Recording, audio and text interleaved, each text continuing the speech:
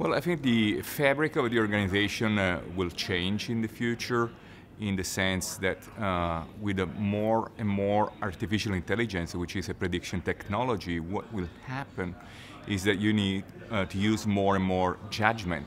And this judgment in making the decisions is going to be pervasive down in the organization up to the employee level. So employee needs to be free of making decisions, also thanks to a new control system, which is more than skills, I will say, is the freedom and the courage and the authority to take decisions down in the organization. That will be the major change that AI can bring. Some of the jobs will be substituted, but no, when we are related to market and innovation, there is no substitution, so it's more like a supplement to making the right decisions.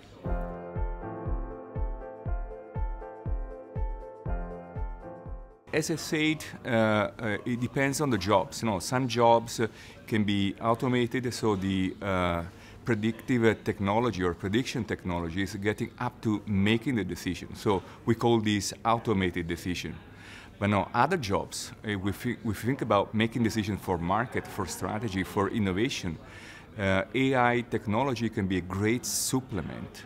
And if you are a great supplement, that means that you will need more judgment and more judgment in the future.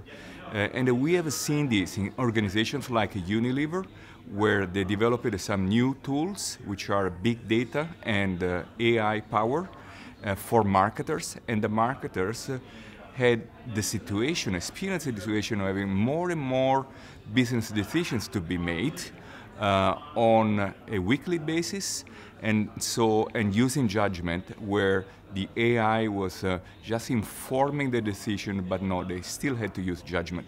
So I can see two completely different worlds. Some positions and jobs and people can be potentially replaced, others supplemented, and in the case there is a supplement like in innovation, market and strategies, you will need more judgments. So this will be a big change because it will increase the judgment requirement and need in the large corporations.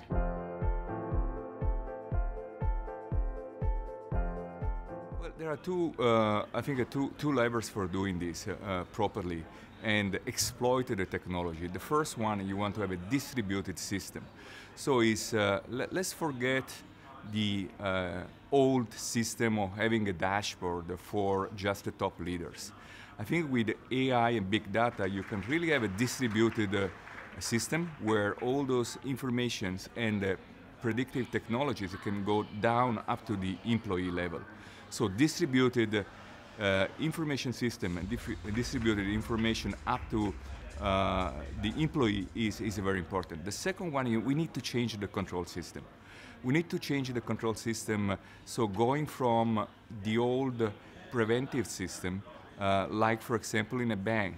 If you are working in a branch and you have a consumer, a customer, a client coming to you and looking for a loan, you still need 2 or 3 levels of authorization, even if that loan is exactly fitting the policy of the company. We call this preventive system. So, and you need a 2 or 3 level of authorization, 2 or 3 level of signature.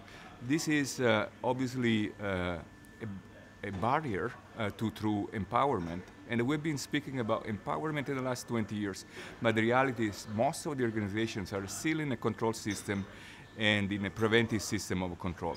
Now, with the AI and the big data, if we distribute those information to make smarter decisions down to the employee, and we will let the employee freely to use a judgment and not having a control system based on prevention, but a control system based on detection. So they make a decision and they use a judgment in broad guidelines. They use the data and the intelligence to make that decision in a smart way, and only afterward, if that decision is outside the broad guidelines of the company, they need to justify why they made that decision. So this is an after decision-making justification and control system, but at the same time you will create agility and you will change completely the way the companies are operating.